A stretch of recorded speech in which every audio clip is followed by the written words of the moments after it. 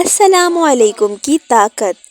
ایک چھوٹے سے گاؤں میں احمد نام کا ایک غریب مگر نیک دل لڑکا رہتا تھا۔ اس کی سب سے خوبصورت عادت یہ تھی کہ وہ جس سے بھی ملتا مسکرا کر پورے دل سے السلام علیکم کہتا، چاہے سامنے والا امیر ہو یا غریب، بڑا ہو یا چھوٹا۔ ایک دفعہ گاؤں میں ایک سخت مزاج بوڑھا آدمی بھی رہتا تھا جس سے سب ڈرتے تھے۔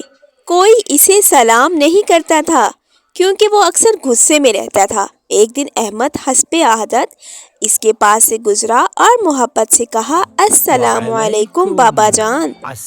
بوڑھے آدمی کو یہ سن کر حیرت ہوئی۔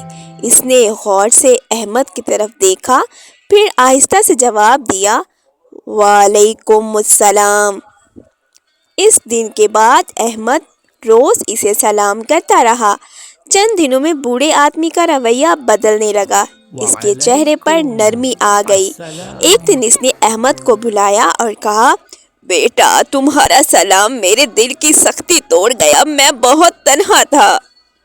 اس نے احمد کی مدد بھی کی اور گاؤں والوں سے اچھے طریقے سے پیش آنے لگا۔ احمد نے سیکھ لیا کہ السلام علیکم صرف الفاظ نہیں بلکہ دعا، محبت اور دلوں کو جوڑنے کی طاقت ہے، کیونکہ نبی صلی اللہ علیہ وآلہ وسلم نے فرمایا، سلام کو عام کرو، تم آپس میں محبت کرنے لگو گے۔